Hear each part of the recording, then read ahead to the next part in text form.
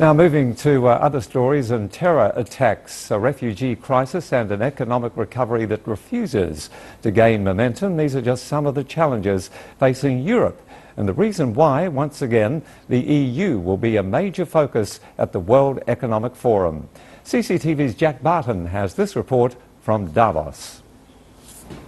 Every year, the World Economic Forum in Davos deals with big issues that often seem far away amid an atmosphere of cocktail parties and skiing.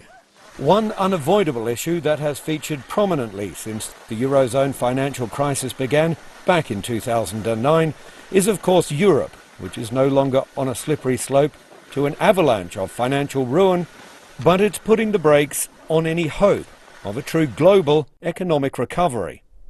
Europe's economy is recovering, but is again beginning to falter, having reached a peak of 1.5% growth last year. And that's way too slow, and so that remains a headache that Europe doesn't manage to have growth above 2%, and this is also due most probably to a lack of structural reform. But with multiple terror attacks in France last year linked to the Islamic State terrorist group in Syria and Iraq, as well as an influx of refugees, it's not just the economy that Europe and the world need to worry about.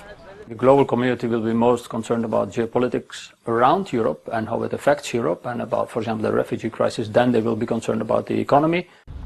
In response to the migrant crisis and terror attacks, half a dozen European countries have already reintroduced border controls within what is supposed to be a passport-free zone known as Schengen.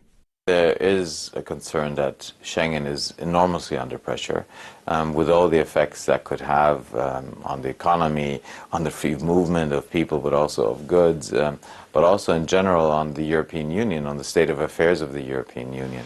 Solutions remain elusive because most EU member states continue to act on what they perceive to be national interests rather than the common good of the bloc. And Britain's Prime Minister David Cameron will also attend again this year to discuss his country's upcoming referendum on whether to leave the European Union altogether.